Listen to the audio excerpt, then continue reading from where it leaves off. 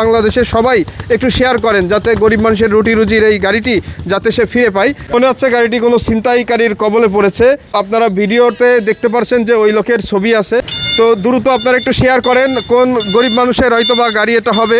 প্রিয় দর্শক, আপনারা দেখছেন একটি ইজি বাইকের ছবি, একটু ঘোরায় দেখাই আমরা। এখানে অটো রিক্সা বা ইজি বাইক বা যেটাই বলেন ব্যাটারি চালিত, এইটা আমাদের এই প্রেমবাগ অভয়নগর বসুন্ধিয়া বললেও চলে। মাছের যে আড়ত আছে এই আড়তের এইখানে কিন্তু এটা 2 দিন ধরে আছে, কিন্তু এর কোনো মালিক পাওয়া যাচ্ছে না।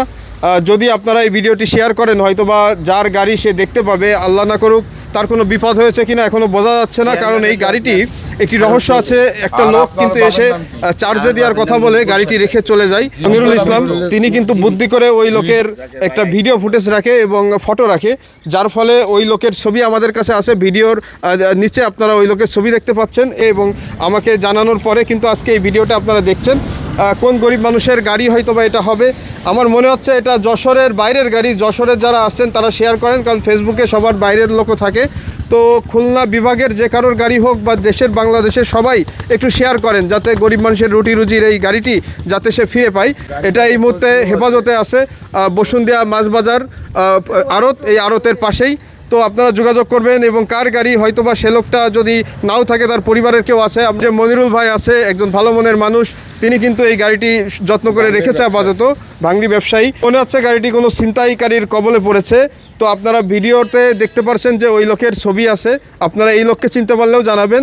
অবশ্যই আমি বলবো পুলিশ প্রশাসন দ্রুত এ বিষয়ে একটি পদক্ষেপ নেবেন। দ্রুত সবাই শেয়ার করবেন যাতে যার গাড়ি সে যাতে এসে এই গাড়িটি উদ্ধার করে নিতে পারে, এবং আল্লাহ না করুক যদি কোনো বিপদও ঘটে তার পরিবারের কেউ না কেউ হয়তো বা চিনবে, যেহেতু গাড়িটি প্রায় মনে হচ্ছে 1-1.5 বছর ইউজ করা। এই যে গাড়িটি দেখছেন, গাড়িটা কিন্তু ফুল রানিং গাড়ি, এবং একটা লোক হঠাৎ করে গভীর রাতে এসে বলে যে এটা চার্জের প্রয়োজন, বিপদে পড়েছে, কিন্তু আসলে গাড়িটি মনে হচ্ছে তার না, কারণ সে কোনো কাগজপাতি দেখাতে পারেনি। এই যে পিছে যাচ্ছে গাড়িটি। তো দ্রুত আপনারা একটু শেয়ার করেন কোন গরিব মানুষের হয়তো বা গাড়ি এটা হবে।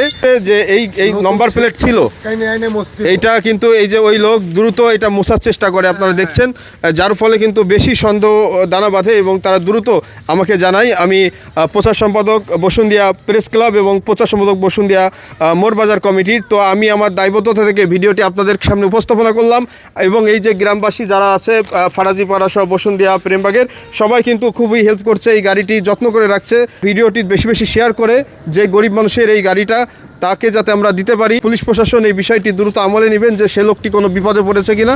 এটাই ছিল আপনাদের কাছে চাওয়া। ধন্যবাদ সবাইকে।